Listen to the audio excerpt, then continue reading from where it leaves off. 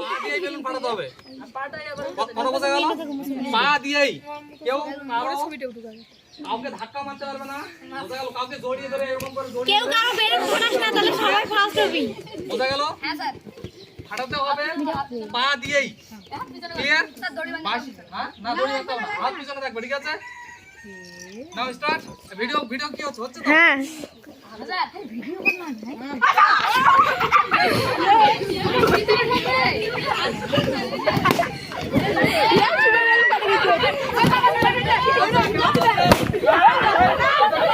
দাও বাইরে বেরোবি না, বাইরে বেরোবি না,